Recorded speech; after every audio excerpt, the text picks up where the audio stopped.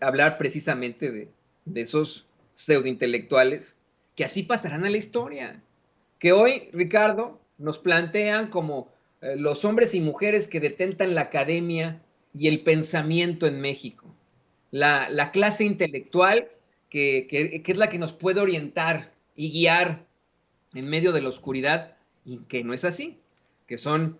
simples personajes con apellidos de alto pedorraje, impuestos desafortunadamente en los medios de comunicación, en la política, en precisamente la academia, y que en la realidad pues son unos pobres pendejos,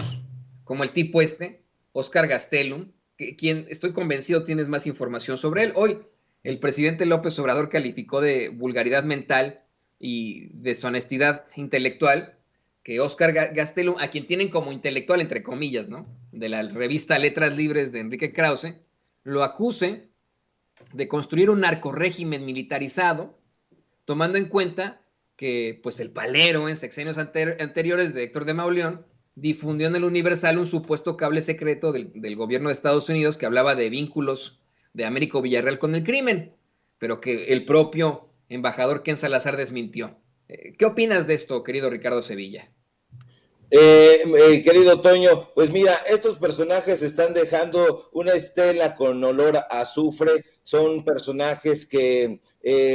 militan en esa misma causa ideológica, que es la causa del conservadurismo, yo diría neoconservadurismo. Además son tipos ultra, ya se formaron en las huestes de Guillermo Sheridan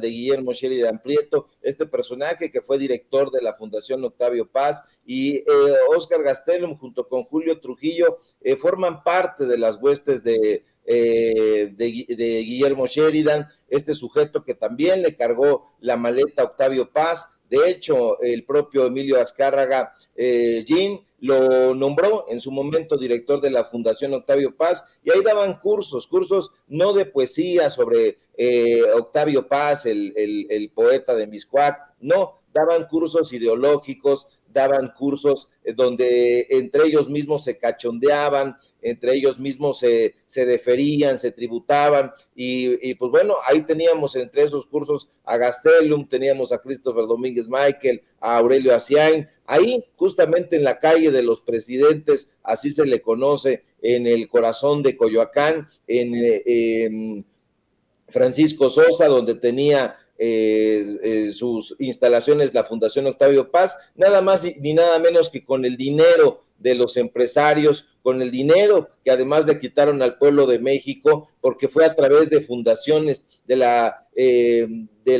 fundación de Germán Larrea, de la fundación de la familia Ramírez, de Alejandro Ramírez, el dueño de Cinépolis, de todos estos personajes que una y otra vez nosotros hemos denunciado y hemos escuchado de sus corruptelas, no son de ahora. En este sexenio, Toño, se les está exhibiendo, pero ya datan de mucho tiempo atrás. Estas besañas y estas traiciones al pueblo de México tienen mucho tiempo ya ahí enquistadas, y bueno, forman parte de esta campaña que ha tenido siempre la derecha en contra del pueblo de México. Sí, a lo mejor suena muy reduccionista, muy maniqueo, pero ha habido un pueblo bueno y una clase empresarial absolutamente mala, lesiva, siempre le decimos, y han estado en coordinación siempre con el PRI y con el PAN, y bueno, pues ahora con sus partidos rémora. Eso justamente es lo que ha tratado de desactivar el presidente López Obrador, exhibiéndolos en la máxima tribuna, hablando de Claudio X González y estos intelectuales de cabecera. Y si le echamos un ojo ahí a los directorios de estas organizaciones, entre comillas, civiles, porque así es como se presentan, nos vamos a dar cuenta que ahí vamos a encontrar a Emilio Álvarez y Casa, que ahí vamos a encontrar a Héctor Aguilar Camín, vamos a encontrar a Amparo Casar, son exactamente los mismos personajes que tienen secuestrado los medios de comunicación corporativos y que se han heredado incluso los espacios, o cómo nos explicamos el hecho de que Enrique Krause haya escrito desde la fundación del periódico Reforma en ese pasquín, y hoy sigue escribiendo ahí, pero no solamente él, sino además su esposa Isabel Turrent, además sus hijos, León Krause y Daniel Krause, y bueno, y todos estos personajes que han estado ahí, y que no solamente han estado ahí, sino que además se han ido sus huestes a otros medios de comunicación y ahí van llevando su estela. Al Financiero, por ejemplo, se mudaron y allá se llevaron a Daniel Krause y se llevaron también a Fernando García Ramírez, el ex subdirector de Letras Libres. Entonces, mirando por aquí y por allá, nos vamos a encontrar a esos personajes y lamentablemente también resulta que están enquistados en los